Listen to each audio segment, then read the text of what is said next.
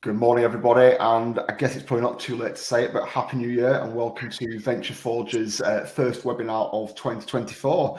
We're taking a slightly different format to today's event. We've always tried to bring together what we call the expert series, and for us that's normally a couple of speakers sharing their expertise or their opinion on something hot and related to where Amazon is right now. But to kick the new year off, I'm really excited to bring a slightly different format together. And before we start to take you through how to supercharge your brand's presence on Amazon in 2024, I'm going to take a second just to introduce you to an amazing panel of our guests.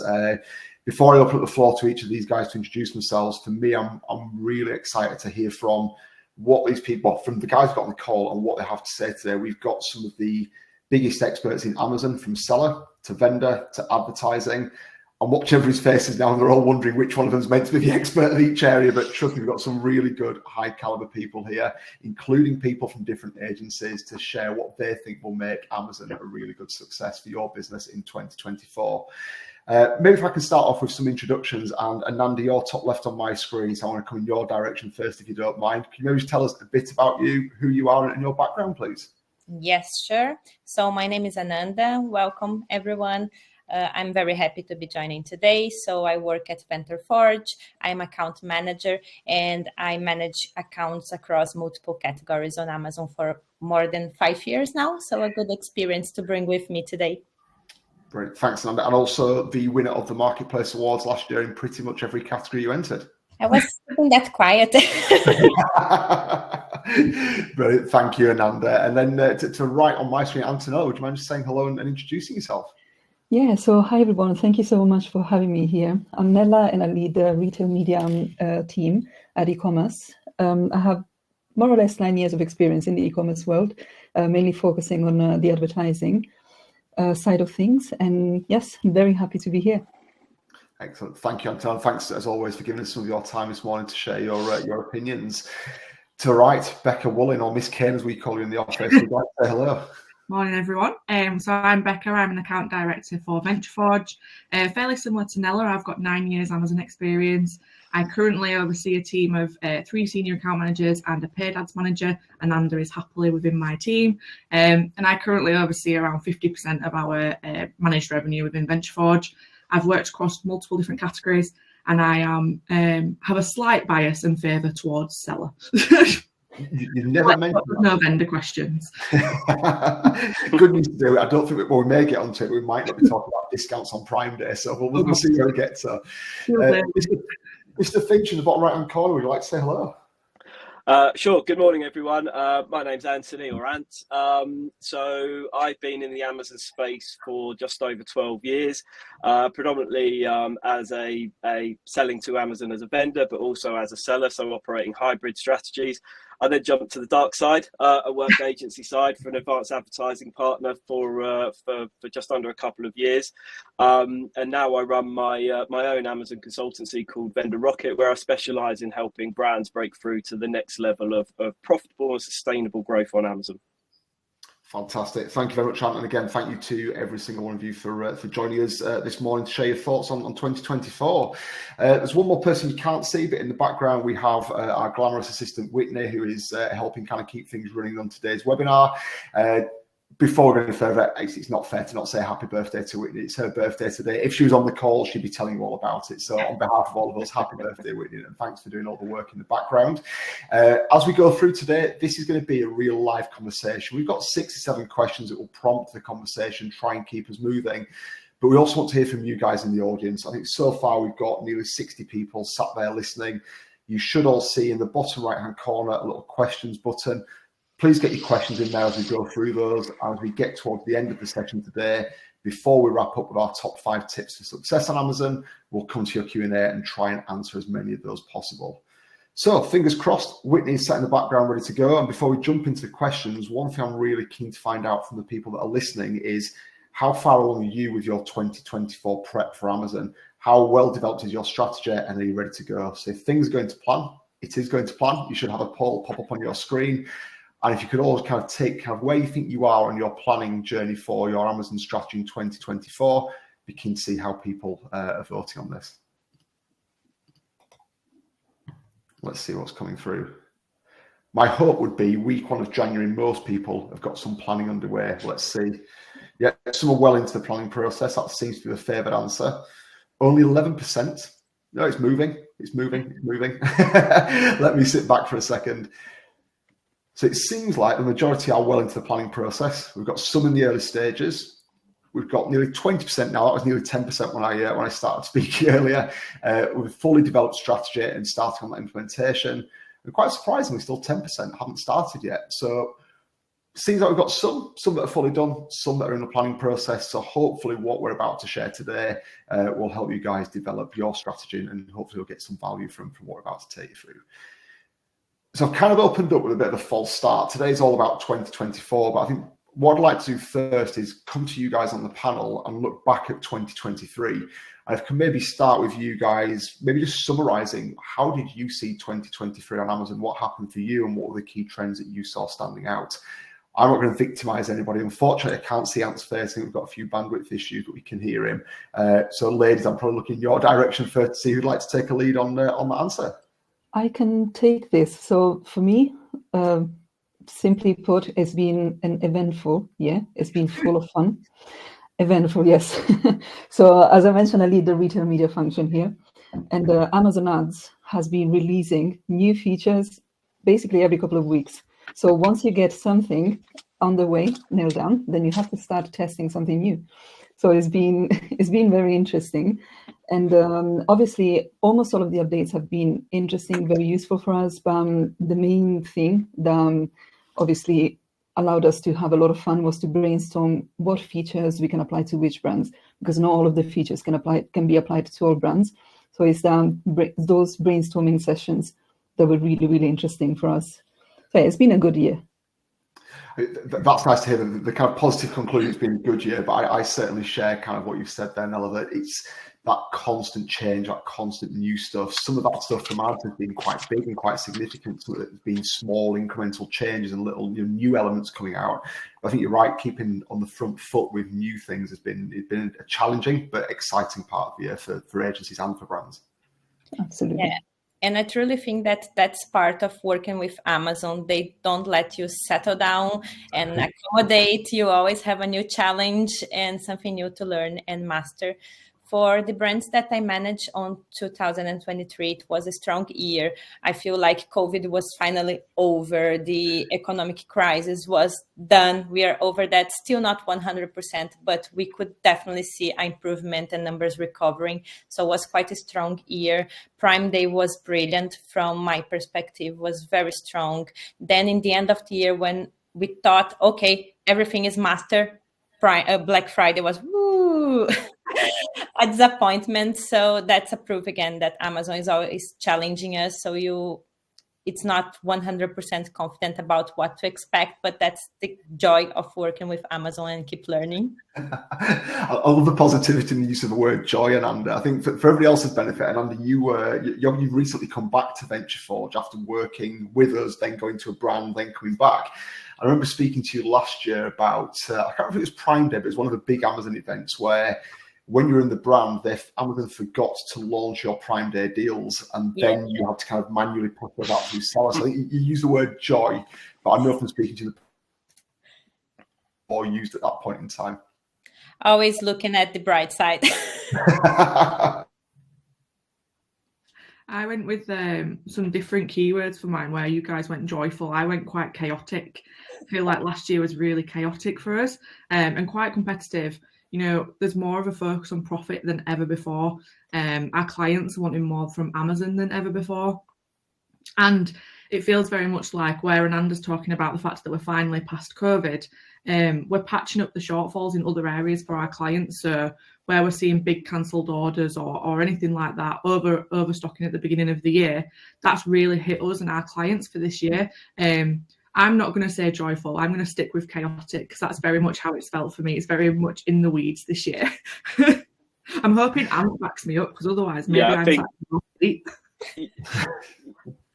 Yeah, can you guys hear me okay? I don't know if you can see me. I don't know what's going on in my video there at the moment. But it's I think when I summarise what the year looks like for vendors and sellers, really, from my perspective, margin focused. So this is focusing on your own internal margin and making sure that you're focusing on or that you shift your focus onto selling a profitable assortment, but also the pressure from Amazon on their own operating profit and their own net PPM to make sure that their business is sustainable is massive, and that will, for me, I will see that running through all the way through into 2024.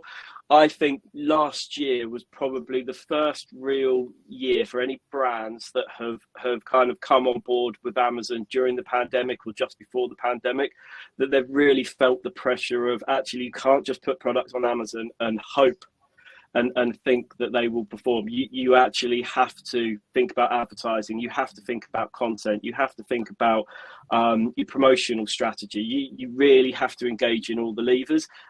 Let's be honest, growing through the pandemic was pretty easy on Amazon, and now I think we're going to see, where the strongest kind of fight through. You know what, I think, apologies, I may have missed a little bit, so I think we're having a few tech issues this morning. We'll keep going. Apologies if anybody's missing bits and bats here. It might just be on my side of things. But I think what I saw on Amazon last year was almost a year of commercial reality. And I think you're right. If you rewind 2 years, it was that rapid growth of COVID. Put anything on and it will sell kind of period to some extent.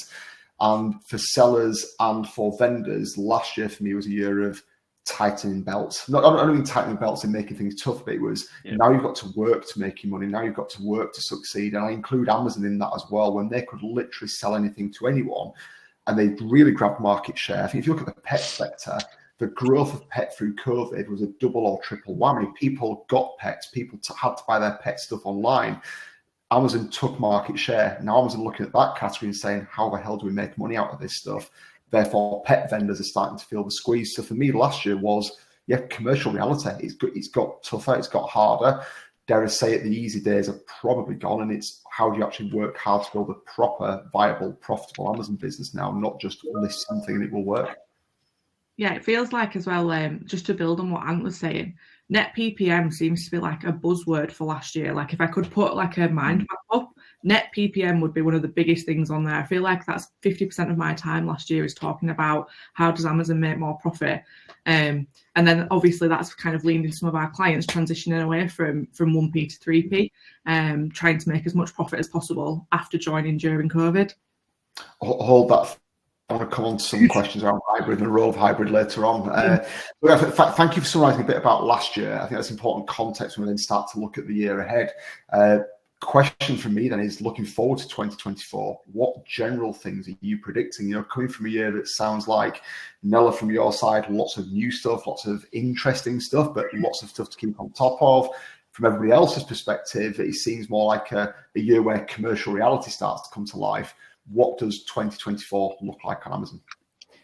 So 2024, I think we've seen a little bit of it during 2023, but the main thing that brands will need to do to stay ahead is to leverage data analytics. So Amazon is a platform that everyone has, everyone uses it, we use it, and we leave traces of what we do on the platform. So we need to be able to harness the data that Amazon provides us to make informed marketing decisions, make informed advertising decisions, product decisions as well. So my suggestion to everyone is to obviously learn AMC as soon as they can. Use AMC or partner with their agency that can help you use AMC. There's no doubt that brands will have to start to do this. Then obviously innovating, diversifying is something that brands need to get on top of, because Amazon is I would say, an easy platform to sell on. Obviously, easy is not exactly the right word, but if someone wants to start selling, Amazon would be probably the first platform to look at. And because of this, it's very competitive. So obviously, you can launch a product. There might be 20 other sellers launching the same product in the following 3-4 weeks. So you need to be special somehow. You need to innovate. You need to be different from whoever is there. And the way to be different is to build your brand, build brand awareness, build brand presence, become the go-to when it comes to buying that product. So these are the main pointers, I would say, for 2024. No, do you think it's any surprise then that Amazon's advertising side of things is Amazon as an advertising partner is talking much more about the upper funnel? There's so much more conversation coming from Amazon around display, around video, and dare I say the stuff that is all about building brand awareness. It's much higher up the funnel stuff. Perhaps it's not surprising that given what you've just shared there and the need to build a brand, its focus into pushing those new products, that new media that they've got available. And for me also, I totally agree with Antonella, and I feel like video will be a big thing for 2024. In the US, that's always a little bit ahead of us in the UK in terms of trends and innovations. You can see that Amazon is partnering with ambassadors, influencers to build that kind of social net with people to connect, and videos explaining, tutorials, and all that's feeding into the platform and connect and integrating with social media. So I believe 2024 will be definitely the year to go and explore that functionality on Amazon. Great, thanks, Ananda. Becca, Ant, seller and vendor heads in the room, what are your thoughts? I think cross-media, God, I can't speak this morning. Cross-channel media strategies are going to be huge. I think Nella's right, data is key, but leveraging your current customer data, you've got a B2C, using that data to drive Amazon and using Amazon to drive that. Two great strategies that you can put into play for 2024. But I think what I would ask the brands that are on the call to step back and think about is, think about the reason that you joined Amazon or you made Amazon part of your strategy. Does that initial reason still make sense? And if so, brilliant. If not, it's time to pivot. 2024 is the time. There's going to be more competition than ever. It's time to start making some serious calls on Amazon. And then just one other thing that I think is starting to really gain some momentum is the idea of luxury products joining Amazon. Anyone who knows me knows that I'm a big shopper and I love my brands. But I still think that there is, especially in the UK, quite a taboo around the fact of if you're buying something that's a luxury brand, or I was talking to Whitney yesterday, she said the same thing, that there's still this belief that products on Amazon are not legitimate. So it's about building that brand and building that presence and making the customer realise that you're here for a reason, and Amazon isn't just we'll just stick it up and hope for the best. Yeah, thanks, Becca. Ant, any thoughts on this? Yeah, absolutely. So I think there's just to back up what the guys have said on the advertising side, I think year on year we're likely to see some traffic declines on basins that were working well over 2023. In part, that's just down to the amount of competition that's now on Amazon and competing for that share of voice on clicks, but also on above the fold activation across keywords. I think we're kind of at the tip of the iceberg of the margin push from Amazon. I'm expecting much more aggressive kind of conclusions to AVNs as we go through the next 2 or 3 months. That's going to be particularly tough, and I think that's where brands will be going. Should I be on seller? Should I be on vendor? That is an answer that has to be addressed business by business, brand by brand, depending on your strategic vision. I think there are pros and cons to both, and I'm a big fan of the hybrid strategy. I think that kind of works. And I think what that will end up translating in is more aggressive delist from Amazon as they look to manage their profitability. And then ultimately, I think the pressure is going to come back on catalogue management. I don't think it's this world of just list everything on Amazon and it will sell. This is a rifle shot approach to making sure you've got listings that have a really clear role and reason for being within each of the keywords to be able to max that success. So I think it's to summarize, detail, more detail, and that's going to be the real focus for brands and Amazon. I'm really enjoying this conversation because from everybody around here, there's a real clear thread. I think, Antonella, you started out with data and analytics and the importance of knowing your data. We've also talked very much about the competitive nature of Amazon. I think my view on this, and there's also quite an interesting question coming from Barbara, and it's summarised as, is there a way back to the good old days on Amazon, margins becoming tougher, profits becoming tougher? I think for me, Amazon historically was a sell it on Amazon, you'll make £1 million overnight. And if you look around the Amazon community, there's so many hustlers and 7-figure sellers and 8-figure sellers that are claiming to have made multi-millions on Amazon. Amazon is a retail channel. That's all it is. It's a retail channel that works in its own nuanced way. But in any retail channel is competition. In any retail channel, data underpins it. You need to understand what might the consumer buy, what should you list, where can you make money, how do you trade that, how do you make it work effectively. I think for me, looking forward into 2024, Amazon's had, as a business, a relatively easy year where the bulk of their sales growth has probably come, or likely come, through inflationary pressures. 5-10% price increases drive the value of Amazon's sales up. What I think you're likely to see in this year is you're not going to see that same inflationary pressure, thank God, from a consumer's point of view. But Amazon as a business can only get its growth then through volume growth. And to the point that you made then about vendors coming under much more pressure, I think you're likely to see vendors coming under pressure for promotion. It's a really poignant point, I'm sure. Just give him I was thinking, is that my screen that's stopped? No, it's Andy. I just dropped onto my hotspot. We seem to be having quite a few internet issues here, so apologies. I've got no kids in the house playing on the Xbox. My wife promises me she's not streaming anything on YouTube, so I've got no idea what's going on, but hopefully I'm back in the room, so apologies for that. Where I was kind of just coming to that is I feel this year is one of much more pressure. Volume growth is where Amazon will want its growth from. That means brands on seller and vendor have to be so much more focused on their strategy. You can no longer list and hope. It's got to be the right product at the right price with the right margin offering. So in a lazy way anymore. It's got to have a really good detailed strategy behind it. Yeah. Thank you. Becca also kind of picked up the back, I think, of you padding for me there about me having probably a very relevant point to make with my connection not out. So thank you for that. You're welcome. It's normally me speaking to you guys before an event saying make sure you've got a great connection, and all of a sudden mine would be absolutely crumbling today. So I've got a hotspot on standby should anything else kind of come up. Becca, you touched on hybrid. Yeah, I would. Am I still in the room? I'm getting warnings saying that my connection's died again. So hopefully I'm still here. Yeah.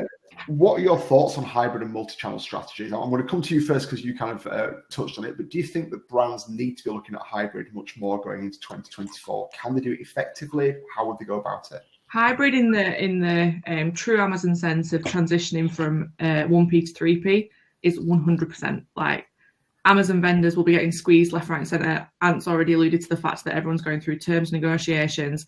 That net PPM has become more important than ever.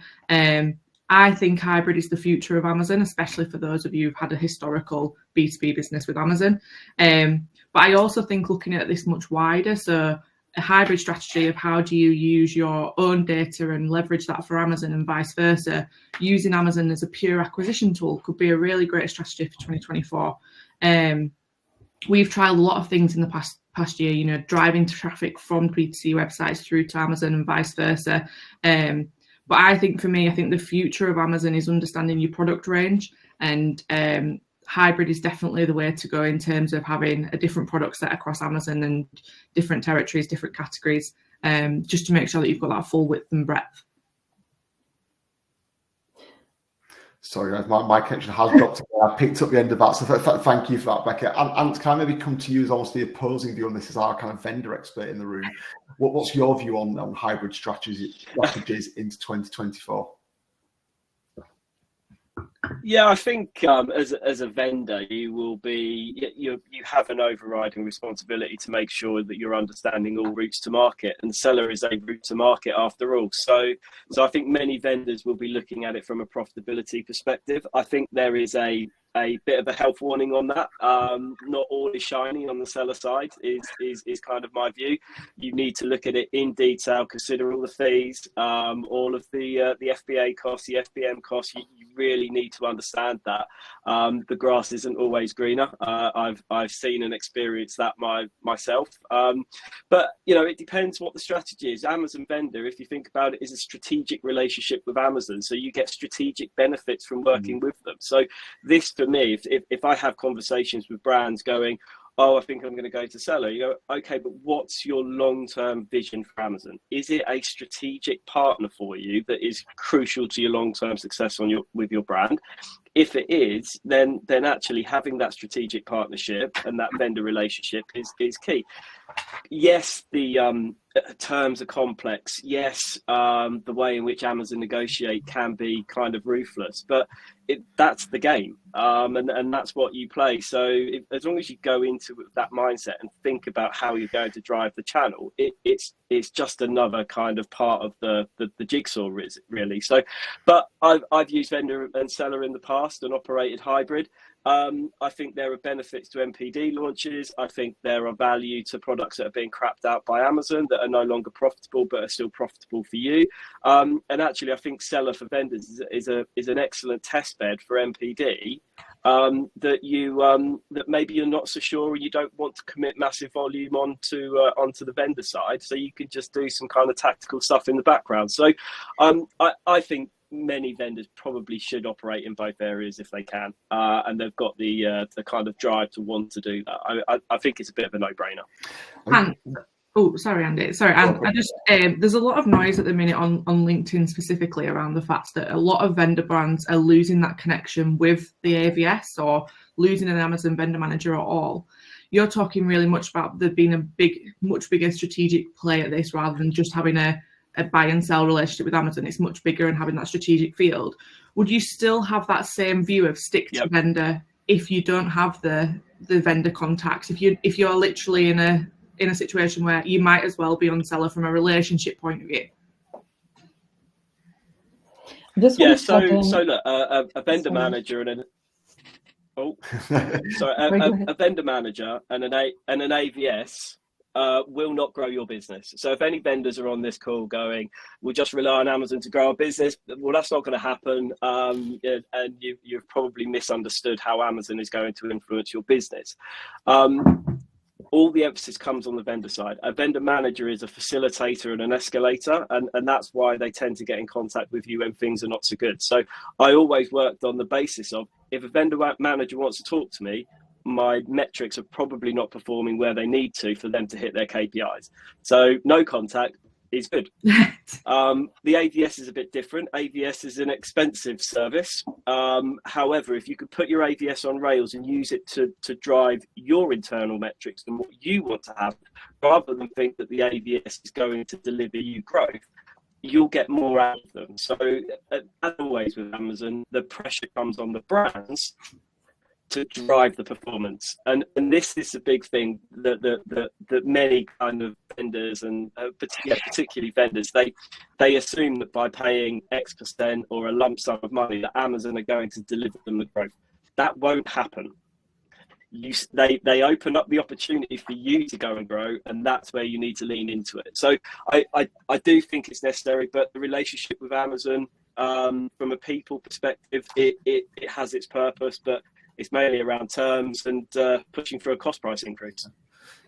No, I know it looks like you had in a quick second. There's just one question that's coming. I think as we're talking, we're probably assuming there's a certain level of knowledge in the audience. I was going to jump into a couple of, one quick question that's coming from Nick Davis. Can we explain what a hybrid strategy is? Yep, certainly, Nick. Quick overview. With Amazon, there are fundamentally two ways you can sell to Amazon or sell through Amazon. You've got Amazon vendor, often called 1P, where you're selling to Amazon and Amazon sells to the consumer. Lots of brands, typically larger brands, operate on that model, or traditionally larger brands operate on that model. The other way you can sell through Amazon is on seller, often called 3P, which is where you're selling to the consumer directly through the Amazon platform. A hybrid strategy is mixing those two together.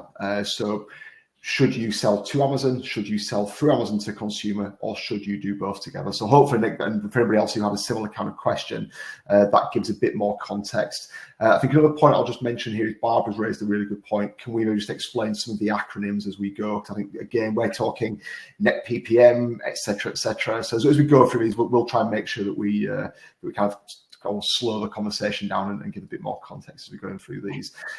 No, I'll just come back to you. It sounded like as Ant was speaking, then you had something to kind of chip in at the beginning at that point. Yeah, I just wanted to make a very, very quick point. So I think Ant said something very interesting, that you need to understand what you're using Amazon for.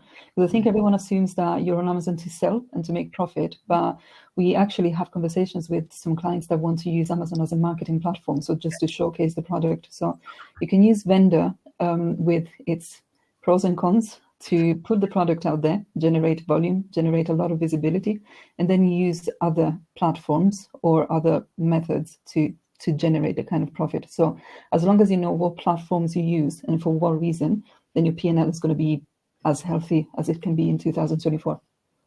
And Antonella, I agree on that view of Amazon being part of strategy, not necessarily the main sales platform.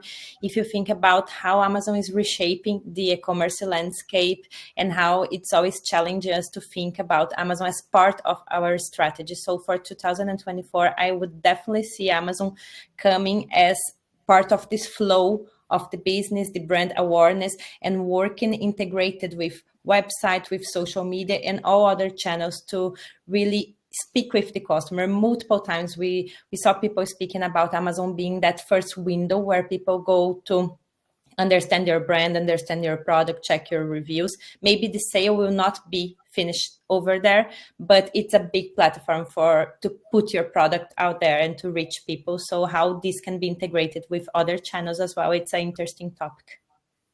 Great, thank you, Ananda. I think one thing I just want to close with this hybrid conversation with is, I'm going to come back in your direction, Becca and Ananda, so apologies for making you a focus of this one. But what I've not heard there from either of you is the right approach is a hybrid strategy that looks like X, Y, and Z. But what I think I have heard is hybrid has a role to play more so in 2024 than in previous years.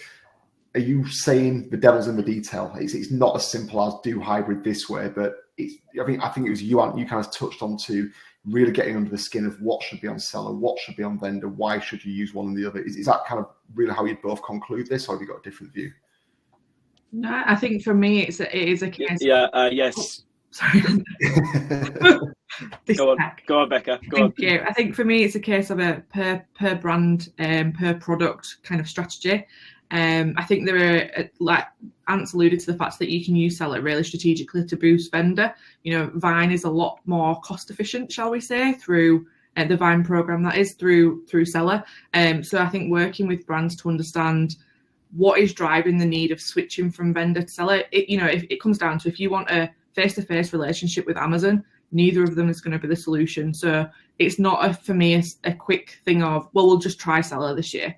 There has to be real drive and motivation and a reason to do it. And then I think on the flip side of that, I understand why vendor works for people. I understand that if you're a more traditional business, that B2B relationship can feel much more safe and much more secure.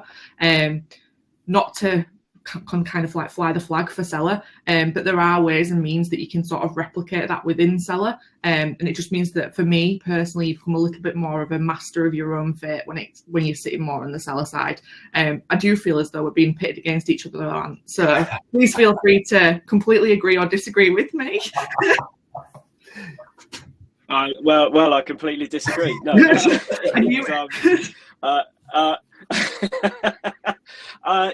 it's as you said, Andy and Becca, it's business by business, brand by brand, case by case. This comes back to your long-term strategic plan and ambition with Amazon.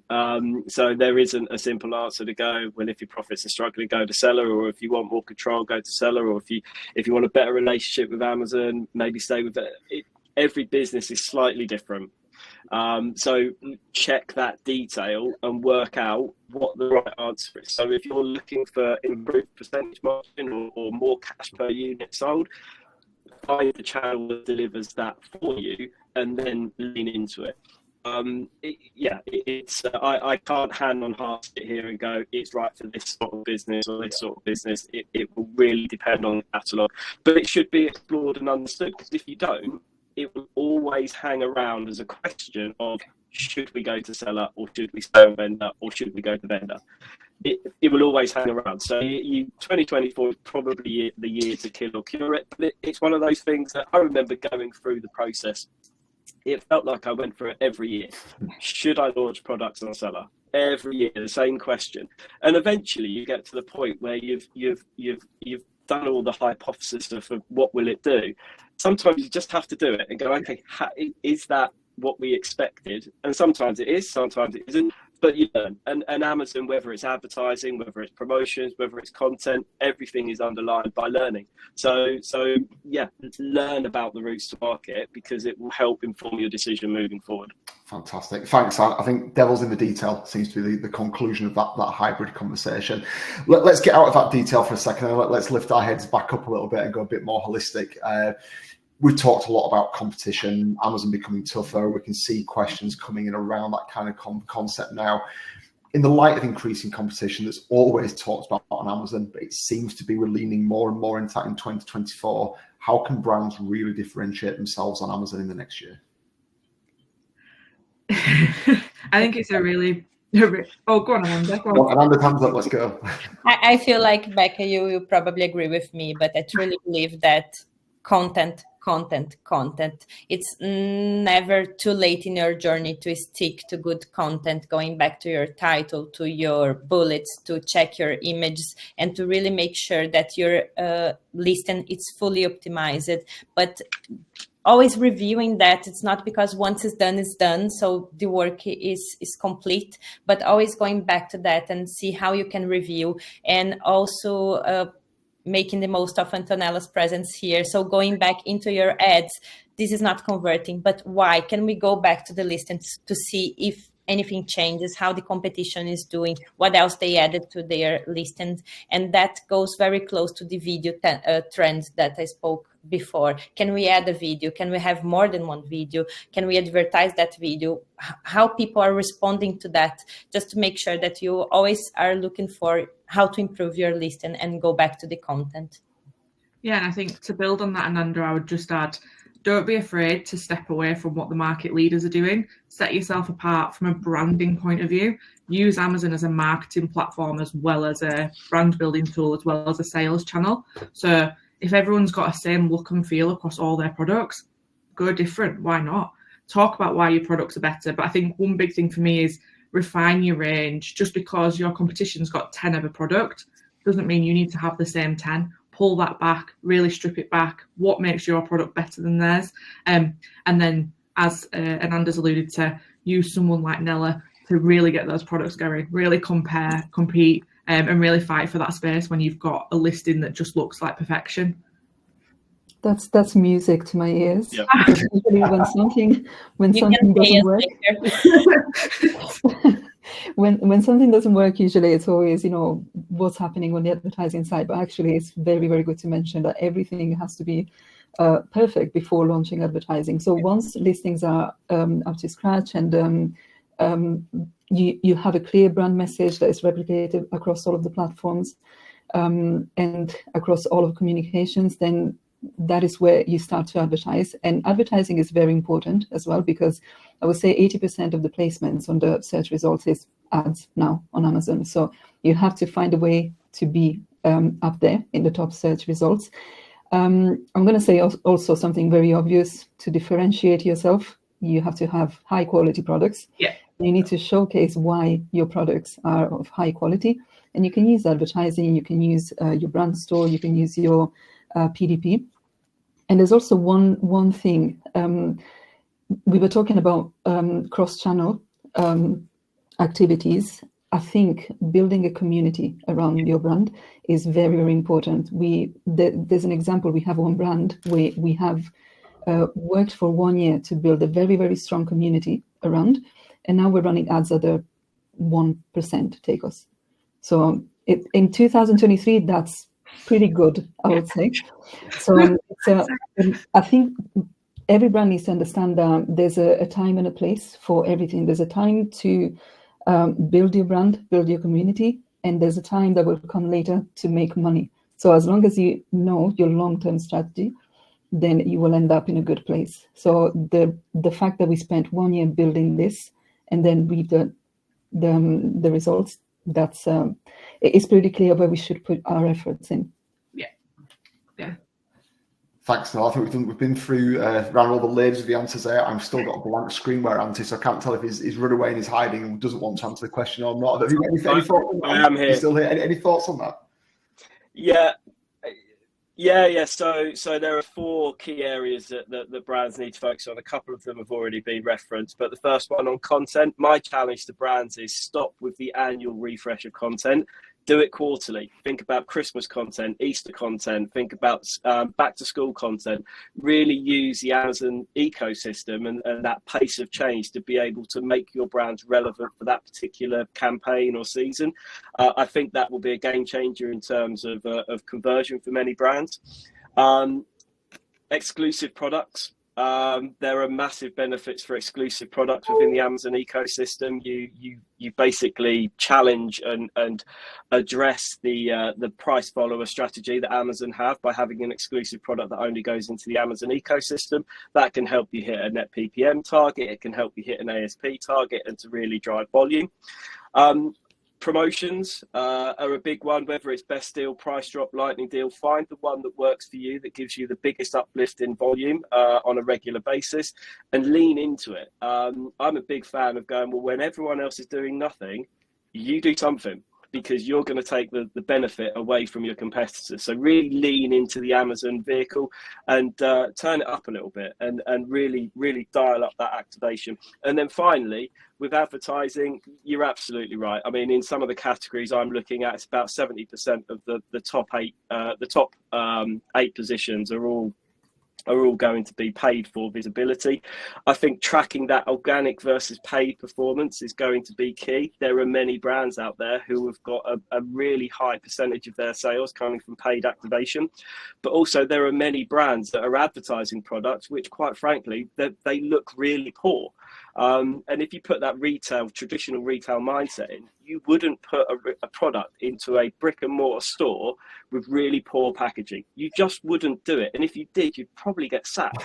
So don't do that on Amazon. Why would you do it? It's not an afterthought. This is where your consumers are engaging in your product. So really lean into that content and then make sure you show it to people, the right people. I think that's going to be, when I think about Amazon, they're the bits I kind of spring out of bed in the morning and go, just do those 4 things and do them really, really well. And by any chance, did you used to work in retail? I may have done this. I think, unfortunately, you were also the first person in there to drop in acronyms. So for the benefit of people that are listening in, would you mind just explaining what you mean by ASP and net PPM, please, mate? Yeah, sure. So ASP is your average selling price, and Amazon will track this. You can track this through your retail metrics, both on the seller side and also vendor. But low ASP products, so anything that's sub kind of £6 or £7, will generally attract a really poor net PPM for Amazon.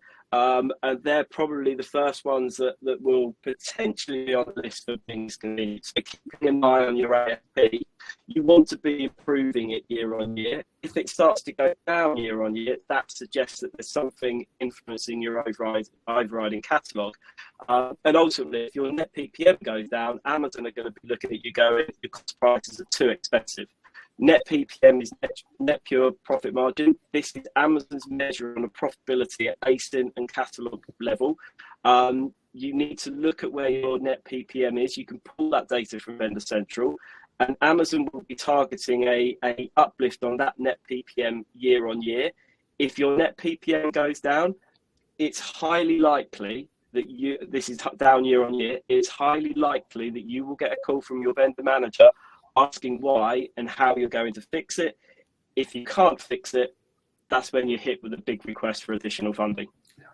So net PPM is when I was managing a vendor account across multiple countries, if the net PPM crashed outside of design, it would be that would be the one thing that would keep me up at night. I think just to build on that, if Amazon, at my view, would be if Amazon's making more net PPM than you're making profit selling into Amazon, that would be for me a starter for 10 to go start looking at alternatives to vendor.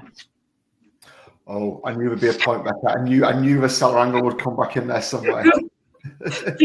Not well, and I think the counter to that is, I don't think there's any retailer or any customer that's making a lower margin than what any brand is making.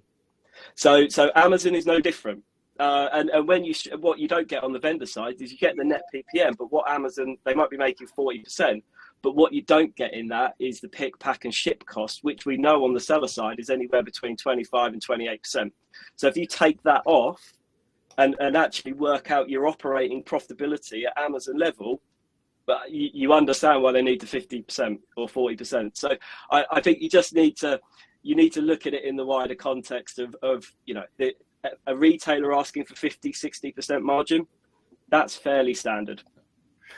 Thanks, Ant. I think what we need to do is get you and Becca in a room separately, maybe for a pillow fight of we'll continue this battle offline. Really conscious of time here. Into the final 15 minutes, I'd like to use the final 10 to get to those audience Q&As. So 2 quick fire questions here now. Antonella, I'm probably going to come to you first on this next one. Are there any emerging ads products coming from Amazon this year, and how do you see this changing strategies for brands? I think this is something that I've touched on already. So one of the main updates is obviously Amazon Marketing Cloud. It's not necessarily an advertising related topic, but it definitely helps you inform advertising strategy. So through AMC, you can actually build very, very specific audiences that you want to reach through DSP. So I think this is something that we will be implementing more and more throughout 2024. On the sponsored ads side, this is something that Ananda has mentioned more than once, video ads. Video ads are dominating now. There's new formats coming out, like the vertical video ads that have just been launched through sponsored brands, which will make ads more mobile friendly. And thanks to these introductions, especially video ads, there's so many things that we can do that we couldn't do before. I'll give you an example talking about video ads. So we have certain things that are available on Amazon. One is the ability to showcase our products in a lifestyle setting through video ad that highlight USPs of the product. And then also the possibility to see which of our brand store pages are more successful and which sources drive the most traffic to the brand store. So by doing 2+2, what we can do is we can build the consumer journey to purchase and also upsell at some point. So what you can do when you have all of this data, you can actually build the path for the consumer to end up buying. So you can simply use every page with specific blocks that will drive from one page to the other to get to the purchase. So this is just one very simplified explanation of what you can do with the video ads. There's so many more, but like you said, we're conscious of time. So if there's any other question? No, thank you very much for that. It's always the case when you get into a conversation, you think you'll get through so much, but you end up in all kinds of directions. Thank you very much for the answer on that, Ananda. What I'd like to do is very, very quick round robin around the room here, and let's go with your top 5 tips for success on Amazon in 2024. Then we'll dive into those audience Q&As, and there's some brilliant ones. Ananda, I'm going to start top left again, please, if you don't mind. If I could go with your top 5 tips, top 5 quick fire tips for 2024. Can I say video again? Video. So video, content, good content always. Don't underestimate stock management. We never touched this subject today, but it's very important. Good strategy in terms of ad, it's a massively differential. And think about Amazon as part of your company flow, not as an isolated channel. Thank you, Ananda. Antonella, are you going to start with video as tip number 1? Yeah, so no, the first tip is to obviously stay up to date with the Amazon landscape. So I would suggest following experts on LinkedIn, and not just a few experts that have a lot of followers. Make sure that you follow everyone that posts about Amazon on LinkedIn. You can learn a lot. Then do what your competitors are not doing, where there's less players, there's higher chances to succeed. So Amazon posts, DSP, video and audio ads, this is where we should start playing. Obviously, they might be expensive, but they will also yield great results. Number 3, very important. Amazon offers significant opportunities, but don't become over dependent on it. So take care of the other platforms as well. And I would say shift in attitude. So test everything that there is to test it. And finally, I would recommend getting in touch with an agency. For things that are too complicated, get in touch with an agency. There's many solutions, many agencies. So if there is one thing that you need help with, have a chat with someone that has been working. Chances are that the problems that you're facing now, they have faced them already. Thank you very much. Thank you very much for that, Nella. Becca, next on the list. I think be agile and be prepared to flex. What's happening today won't be happening in September. Ask questions of your own plans and goals for Amazon, similar to what Nella and Ananda have alluded to there. What are you using Amazon for? Re-strategize where necessary. be prepared to change that at Q2 or Q3 or Q4. Don't be afraid to cull your range. Get rid of the stuff that's not working. Run on a streamlined product set. And my old favourite, discount less or never. That's a conversation for another time, Becca. Or if you want to download any of the previous webinars you've been involved in, they can pick up that conversation there. I'm subtle. Thanks, Becca. Ant, your 5, please. So have a really clear objectives that it's aligned with your key stakeholders in the business, and know what good looks like on Amazon, because that will inform everything you do. You build your strategy up from that. Metric management, know your metrics across retail and advertising. They are the health check that you need on a daily, weekly, monthly, quarterly basis to see how you're performing year on year, and set goals around each of those metrics. Seasonal content, I've already mentioned. Give it a go. I think it's going to be a real game changer for brands on that. Exclusive products. I really do think if you haven't got exclusive products for Amazon, you need to get on that train, because it will help you in your metric management. And then last but not least, margin.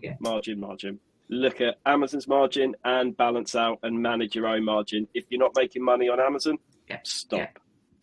Excellent. Thank you very much for that, everybody. I appreciate all of your tips. 20 there in total, a little bit of overlap, but hopefully that gives everybody plenty of focus and things to look out for next year.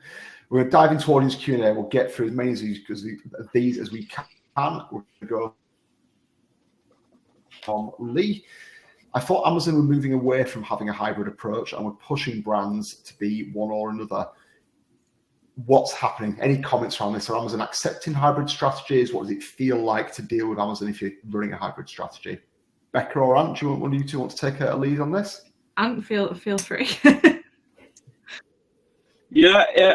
It's in some cases I've come across it where the 1P side said you probably need to think about launching a 3P business. So I think the two are reasonably well disconnected within the Amazon ecosystem. So if you want to launch a seller account, you can go and launch a seller account without having to go through your retail team. I don't think it's a conversation you would have with your vendor manager. You just go, I'm launching a seller account, and you get on with it. So I don't think the restrictions are there. Ultimately, Amazon want to make money and they want to sell more products. So whether that comes through seller or vendor, I think ultimately they're going to be fine. Yeah. Becca, have we seen any problems with clients when we're doing hybrid? My insight is we don't see challenges from Amazon. No, we have in cases where someone has fully pivoted a whole business across and done it in a really short space of time. We've seen a little bit of pushback from the Amazon vendor managers, but as Ant says, there's effectively a brick wall between these two departments within Amazon. They're not speaking to each other. We haven't had any clients that have transitioned and had repercussions, as it were, from transitioning from 1P to 3P. Excellent. Thank you, guys. I'm going to try and keep these relatively short answers so we can get through as many as we can. Next question we've got has come from Laura. She's a manufacturer of equestrian products that they sell on their website on Amazon, and their retailers are also selling their products on Amazon, usually at a lower price. How do we cut through this, or ultimately does it come down to price, or is there anything else that should be considered? Ananda, the hands up. So I would go back thinking about why your product it's that price, what's differential of your product, the USPs. So what make your product worth to be paid that? So I would not engage on that price war. Of course, we know that price is important on Amazon, but if you build your list and thinking about what make your product different, people will pay more because of that. So don't focus too much on price. Of course, keep your eye for that. Sometimes a deal can be an answer for you to feel how your product perform at a lower price, but stick to good content and you will be fine. I think for me also there's possibly an angle in this question around buy box competition. Yeah. My first thoughts when I read that was, why are you allowing your retailer to sell that product on Amazon? What value do they add in your model? You've created the brand, you've created the product, you've probably created the listings, you've created the demand. You're then selling to a retailer at low margin who's then dropping your price to sell it on Amazon. Should you as the brand not be owning that space entirely? And I think for me, this is not really a price question. If I've interpreted it the right way, it's probably not a price question for me. It's a distribution control question. And that, to me, suggests the product might be overly distributed, and that's causing the challenge. Oh, sorry, I look at another way, but thinking about this other circumstance, I would think about your strategy as a whole. You cannot think about Amazon in an isolated way. So just think how you're distributing and how are you pricing your product across. And something that meanwhile, while you are, because all those things take a little while for you to organize and to think about that strategy. Meanwhile, maybe some Amazon exclusives could be a good call. Great shout, Ananda. And not something probably Ant would echo as well from an Amazon exclusive point of view. I'm going to keep the pace up. We'll jump into Brian's question next. Is anyone else seeing more and more Chinese companies listing their product directly on Amazon? Short answer, Brian, yes. I think they destroy markets by listing at such low prices. Their profits must be so low. Yeah, ultimately, I think that's quite a general question about how are we seeing the Chinese brands, manufacturers, factories coming straight to market. My simple answer is absolutely yes. But I think from my perspective, there's a quality question to be asked there. I'm not saying the products are inferior. There's a quality question being asked by the consumer. Anybody else got anything to add about that? How can you kind of compete with Chinese products coming straight to market? Yeah, I think the especially... quality. Oh, I'm sorry, Nella, go on. Yeah, I was just going to echo what Andrew just said. It's a quality thing. I am seeing a lot of Chinese companies listing their products, but I would say their content is never up to scratch. In terms of reviews, yes, there are black hats tactics, but in the end, it will always come out. So it's about quality, it's about building the relation with the customer, and similar points. Yeah, and I think just to build on that, talk about your UK brand heritage, talk about why you're a UK brand, talk about where you're based, set yourself aside from them, even if it's taking up a little bit of your listing space. Just talk about the fact that you're not a Chinese brand. Great shout. It's kind of related to Chinese quality, I suspect here, but question from Craig. What will be our view on Amazon's approach to the self-titled Amazon killers such as Temu? Becca, how much money are you spending with Temu at the moment? Or are you not? Zilch. I know everyone on this call is shocked. I'm not. And I think there's a reason for that. I think, look at what is the USP of Amazon? It's next day delivery, fast delivery, great customer service, all these things that Amazon have built their brand around. Temu isn't there yet. We have seen some clients where you can see that the launch of Temu or the reintroduction of Temu has slowed sales a little bit. But what we'll start to see is that balances back out. It is, in my opinion, it's going to be a fad. And I think that Amazon will prevail. There's so many people shopping on Amazon. I would keep it in my peripheral, but I wouldn't be changing my Amazon strategy to compete with Temu. Anybody else got any different thoughts or additional views on that? No. I think the killer for me... No, I agree with Becca. Sorry, go on. No, so keep going on. So you agree? Yeah, I agree. I think Amazon's strategy is very clear. I think Temu will evolve over time. I think that the biggest concern is whether or not Amazon decide to open up more of their site to Chinese sellers to get some of these cheaper products on. That would cause a bit of a headache for sellers. But I think we have to manage that as it comes. I think consumers are pretty savvy. You always, in every category, whether it's traditional retail or not, you have good, better, best. So there's always going to be someone who can do your product or a type of product cheaper. So it comes back to the kind of above the line activity, the content, the promotions, the activation of your brand that's really going to make the difference. So competition is good. You can't highlight the quality of your product unless there's an inferior product there. So you kind of go, look, it is the way of the world. So lean into it and really focus on what you're doing. Brilliant. Thank you, Ant. Conscious now we're running into final minutes. My connection's just dropped 2 more times. Becca's just had a sneezing fit, so it feels like an appropriate time to start to wrap things up. What I would say is we've had probably more questions coming on this webinar than any others, so I'll make sure that following this, if myself or one of our team reaches out and follows up on any of those questions that we haven't had an answer on. And if you want putting in touch with any particular expert that's on the call today, we can happily do that.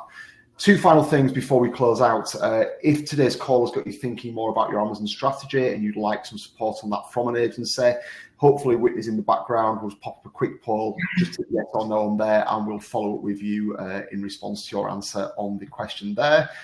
And then the most important thing is two quick thank yous. Big thank you to everybody who's put an hour of their time into joining us this morning and listening to our experts share their thoughts on Amazon 2024. And a massive thank you to you guys that have given your time to join and answer those questions and be put under the spotlight today. So Ananda, Nella, Becca, and thank you very much for your time. I'll say we'll follow up on all the questions. You will also all receive a recording of this afterwards. And if there's anything else that we can help you out with, my email is andy@ventureforge.co.uk, and I'll happily take any queries that you want to send in afterwards. Thanks again for your time, everybody. I wish you all the best for a successful year on Amazon in 2024, and I'll see you all soon. Thank you. Thank you. Bye, everyone. Bye. Thanks, guys.